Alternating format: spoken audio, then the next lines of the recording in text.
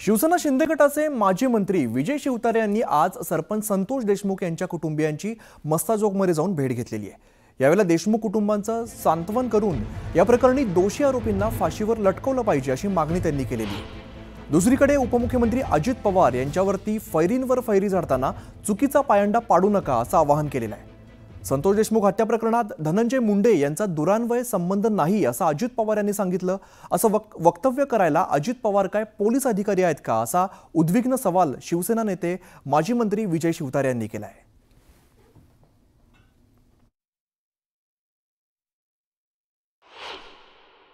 दादाने आवाहन करेल की अख्खा महाराष्ट्र बोलतोय राव, हे चुकीचं झालंय, चुकीचं झालंय, इथे नेक्सस झालेलं आहे, इथे हे झालेलं आहे। काही पक्षाचे लोक सुद्धा आत आहेत, त्यांच्यावर केसेस आहेत, काहींच्या इन्क्वायऱ्या चालू आहेत। अशा परिस्थितीमध्ये जर कुठेतरी चुकीचं घडत असेल ना, तर या महाराष्ट्रातला चुकीचा पायंडा पडू न देणे, याच्यासाठी प्रखर कडक भूमिका घेणे अशी माझी प्रामाणिक त्यांना विनंती। दादा काय पोलीस ऑफिसर नाही आहेत ना, ते तर असं जर तुम्ही बोलत असाल, असं आहे की राजकीय दृष्ट्याला राजकीय रंग लावू नये हे नक्की आहे। मी त्यांना एवढंच म्हणतो की धनंजय मुंडेबद्दल मी बोलणार नाही। मी एकच म्हणतो की हे नेक्सस जे तयार झालं नाही, ही विषवल्ली जी तयार झाली ना, ती विषवल्ली मोडण्यासाठीची भूमिका दादांनी घेतली पाहिजे।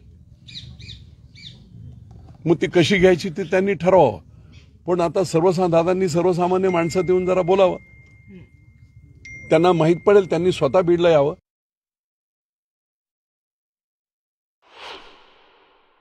घरगडी असणारा माणूस 5,000 कोटीचा मालक होतो म्हणजे तो किती शातीर आहे हे लक्षात येते। त्यामुळे त्या पैशांचा वापर करून तो निश्चितपणे तिथे कोर्टात देखील मोठमोठे वकील वापरून कुठे एखादी मिसिंग लिंक सापडली तर त्याच्यातून तो सुटेल।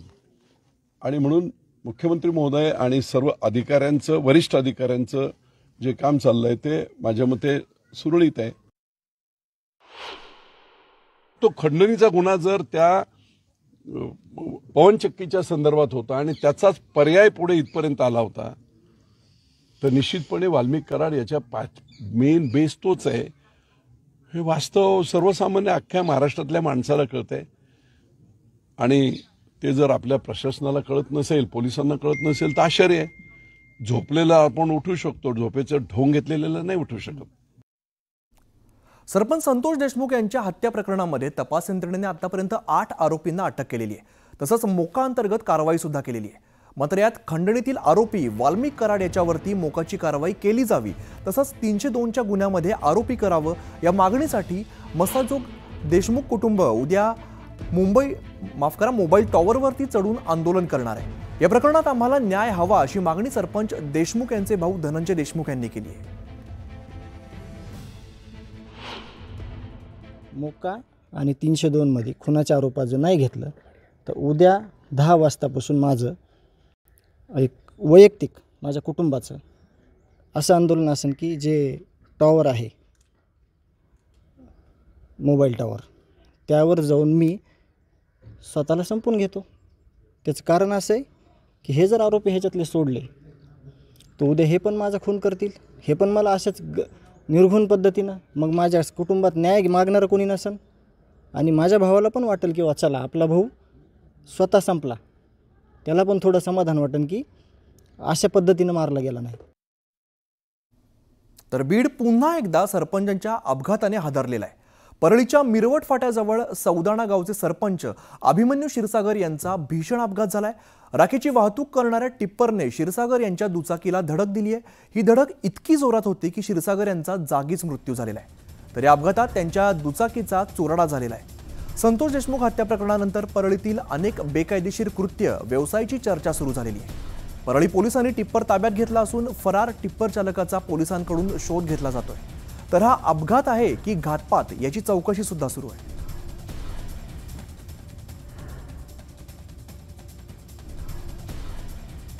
मला वाटतं सौंदाणा गावचे सरपंच दलित सरपंच आहे, त्या सरपंचाचा जागेवर खात्मा केला गेलाय आणि तो घातपात आहे का ॲक्सिडेंट आहे अजून त्याचा शोध लागायचा आहे। परंतु तुम्ही बघा, एवढं भयानक स्वरूपामध्ये परळीची चर्चा महाराष्ट्रात चालू असून सुद्धा यांचे राखेचे टिप्पर बंद नाहीत. आजही राखेचे टिप्पर चालू आहेत, अवैध वाहतूक चालू आहे आणि ह्याला परळीची पोलीस आणि परळीचे थर्मल पॉवरचे अधिकारी कर्मचारी याला जबाबदार आहे. क्षीरसागर राहणार सौंदाणा हे मोटरसायकलवरून जात असताना परळी धर्मापुरी रोडवर मिरवट शिवारामध्ये काल दिनांक 11/1/2025 रोजी रात्री 9 वाजेच्या सुमारास टिप्पर क्रमांक MH44U2117 याच्या चालकाने त्यांच्या मोटरसायकलला अपघात केल्याने ते त्यात मयत झालेले आहेत. यावरून त्यांच्या बंधू राहुल पांडुरंग क्षीरसागर यांच्या फिर्यादीवरून परळी ग्रामीण पोलीस ठाणे येथे गुन्हा दाखल करण्यात आलेला आहे. कोणाची दुश्मनी वगैरे नाही, काही संबंध नाही. गावातल्या सगळ्या सुखदुःखात सगळ्यांच्या अडीअडचणीमध्ये सगळ्यांना सांभाळून घेणारे सरपंच होते आणि सगळ्यांशी प्रेमानं जिव्हाळ्यानं राहणारे होते. त्याच्या संदर्भात काय असा विषय काय नाही झालेला. काय आता तुम्ही काय मागणी काय केलेली आहे मध्ये? मागणी काय, आम्ही कायदेशीररित्या FIR नोंद केलेला आहे आणि ड्रायव्हर असतील वगैरे जे असतील त्यांच्यावरती कायदेशीर प्रक्रियेनं कारवाई करण्यात यावी ही मागणी आम्ही गावकऱ्यांच्या वतीनं फिर्यादी म्हणून त्यांच्या बंधूंनी फिर्याद दिलेली आहे. तुम्हाला संशय वगैरे आहे कुणावर? नाही, असं काही नाही सर. अपघात आहे ह्याच्यामध्ये काही संशय वगैरे असं काही नाही. आणि आता एक विशेष बातमी बघूया. खंडणी प्रकरणातील आरोपी वाल्मिक कराडचा शस्त्र परवाना रद्द करण्यात आलेला आहे. गुन्हेगारी पार्श्वभूमी असलेल्या 100 जणांचे शस्त्र परवाने सुद्धा रद्द करण्यात आलेले आहेत. वाल्मिक कराडवरती एकूण 14 गुन्हे दाखल करण्यात आले.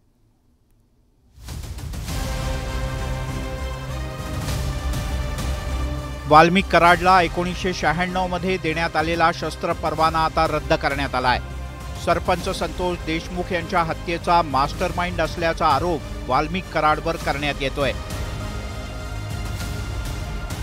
पवनचक्की खंडणी प्रकरणातील आणि सरपंच संतोष देशमुख यांच्या हत्या प्रकरणातील सर्वच आरोपींवर मकोका लावण्यात आलाय. मात्र यात वाल्मिक कराडचा समावेश अद्याप करण्यात आलेला नाही. वाल्मिक कराडवर अजूनही खंडणी प्रकरणातला आरोप सिद्ध झालेला नसल्यानं त्याच्यावरची कारवाई सध्या तरी टळल्याची चर्चा आहे. मात्र मकोकाच्या कारवाईनंतर काही तासांमध्येच वाल्मिक कराडचा शस्त्र परवाना रद्द करण्यात आला. तसंच गुन्हेगारी पार्श्वभूमी असलेल्या जिल्ह्यातल्या 100 जणांचे शस्त्र परवाने जिल्हाधिकाऱ्यांनी रद्द केले आहेत. सरपंच संतोष देशमुख यांच्या हत्येनंतर बीडमधील गन कल्चर सामाजिक कार्यकर्त्या अंजली दमानिया यांनी चव्हाट्यावर आणलं. बीड जिल्ह्यात हवेत गोळीबार करून दहशत निर्माण करणाऱ्यांचे फोटो आणि व्हिडिओ पाहून सगळ्यांनाच धक्का बसला होता. त्यानंतर मुख्यमंत्री देवेंद्र फडणवीस यांनी कारवाईचे आदेश दिले. बीडच्या जिल्हा प्रशासनाकडून कारवाईला सुरुवातही करण्यात आली होती. मात्र बीड जिल्ह्यात विशेषतः परळी तालुक्यात सर्वाधिक शस्त्र परवाने देण्यात आल्यानं अनेक प्रश्न उपस्थित होत आहेत.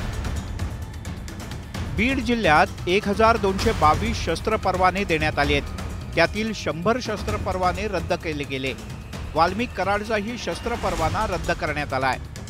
तर कुणाच्या काळात हे एवढे शस्त्र परवाने देण्यात आले असा प्रश्न विरोधकांनी उपस्थित केलाय.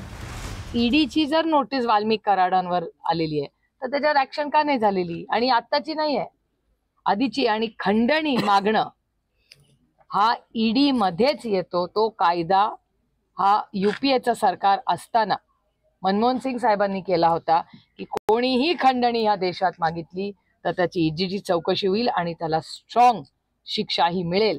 हे मनमोहन सिंग साहेबांनीच PMLA ऍक्ट मध्ये केलं. पण बीड जिल्ह्यातल्या शस्त्रांच्या परवान्याची राज्यात मोठी चर्चा आहे. बीडच्या शेजारच्या परभणीत अवघे 32 शस्त्र परवाने आहेत, तर अमरावतीत 243. मात्र एकट्या बीड जिल्ह्यात 1222 शस्त्र परवाने का देण्यात आले आहेत? याच प्रश्नात बीडमधली वाढलेली गुन्हेगारी आणि माफिया राज यांचं उत्तर दडलंय. वाल्मिक कराड सारख्या गुन्हे दाखल असलेल्या व्यक्तीला आणि इतर गुन्हेगारी प्रवृत्तीच्या व्यक्तींना शस्त्र परवाने दिलेले नसते तर बीडमधली सुरक्षितता धोक्यात आली नसती. Bureau report, news 18 Lokmat. तर इकडे नाशिकमध्ये एका पोलीस कॉन्स्टेबलचा दबंगगिरीचा व्हिडिओ चांगलाच व्हायरल होतोय. पोलीस कॉन्स्टेबल विशाल झगडे नाशिक रोड परिसरातील एका हॉटेलमध्ये जेवायला गेला. यावेळेला रोटी देण्याच्या क्षुल्लक कारणावरून त्याचा हॉटेलच्या वेटरशी वाद झाला.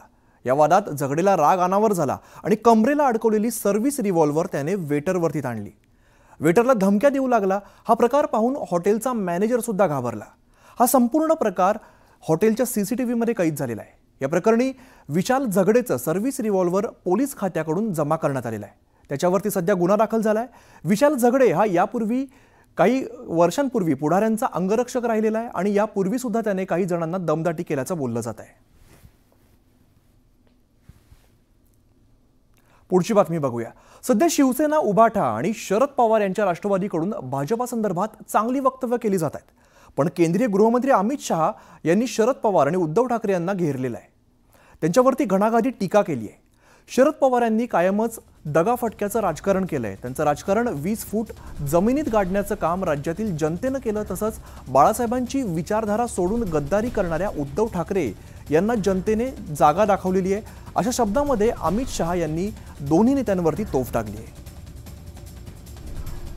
महाराष्ट्र के विजय के कई मायने, महाराष्ट्र की विजय ने 1978 से शरद पवार जी ने जो दगा फटका की राजनीति शुरू की थी, उसको 20 फुट जमीन में दफनाने का काम आप लोगों ने किया।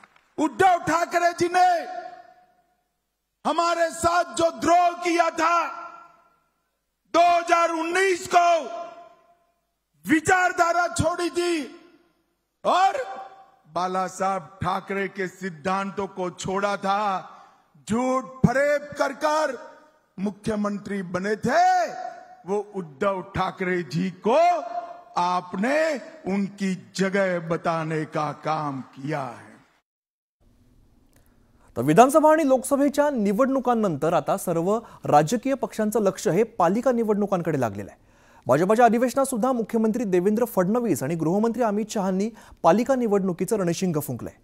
येत्या 3 ते 4 महिन्यात स्थानिक स्वराज्य संस्थांच्या निवडणुका होतील असं मुख्यमंत्री म्हणालेत। तर अमित शहांनी येऊ घातलेल्या नगरपालिका निवडणुका आपण जिंकणार असल्याचा विश्वास व्यक्त केलेला आहे। राज्य संस्थांच्या निवडणुका येणार आहेत।